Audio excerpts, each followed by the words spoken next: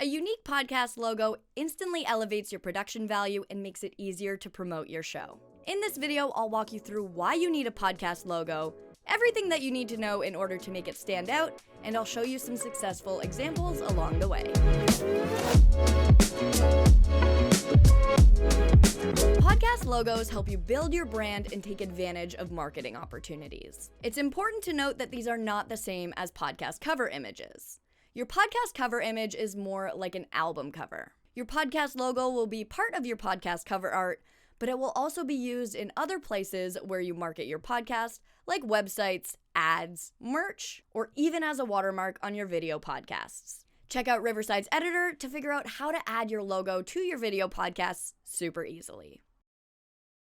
There are a few reasons why you should have a podcast logo. A good logo will make your podcast look more professional. It will allow you to get on the various podcast directories. Now, it's important to note that you don't necessarily need a logo for this, but you do need a podcast cover image. And on your podcast cover image, you should have your logo. Therefore, you need to have your podcast logo ready before you create your podcast cover image. It will also allow you to effectively promote and market your podcast by helping you build a brand.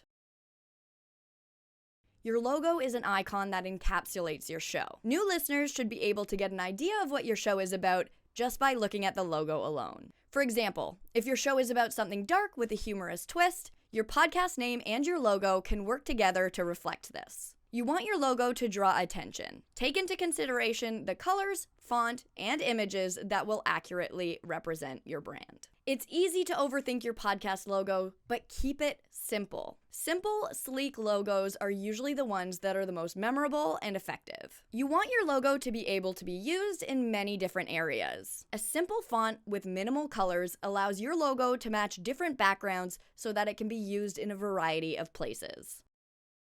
You want your logo to be easily resizable and work on various different platforms. Following Apple's podcast logo guidelines will set you up for success. Make your logo a transparent PNG, 3000 by 750 pixels, a resolution of 72 dpi, and RGB color space. A logo type is a logo that revolves around your podcast name or initials. A logo mark is an icon that represents your show. You can also combine both these types of logos for a more accurate representation of your brand. The font and colors that you choose can greatly impact the way a person feels when they look at your logo, and they will associate this feeling with your show. Make sure to do some research on font types and color association when planning out your logo. Whether you're an advanced designer or just starting out, there are many different ways to design your podcast logo. The first step is to look for inspiration. Gather logos that you like so that you have a starting point. A great place to do this is Pinterest. Search podcast logos and start to pin your favorite ones. Next, it's time to start designing. If you're a more experienced graphic designer, you can design your logo from scratch using programs like Adobe Photoshop, Adobe Illustrator, Figma, and Snappa. But if you need a little more help to get started, there are some great logo maker websites out there to help you. Check out websites with free templates like Canva and Adobe Express Logo Maker. If you have a bit of a budget, a great online logo maker tool is looka.com. You can also look into hiring a graphic designer that specializes in logos using a website like Fiverr or Upwork. Make sure to send them your Pinterest board of inspiration so that they can customize your logo to your preferences.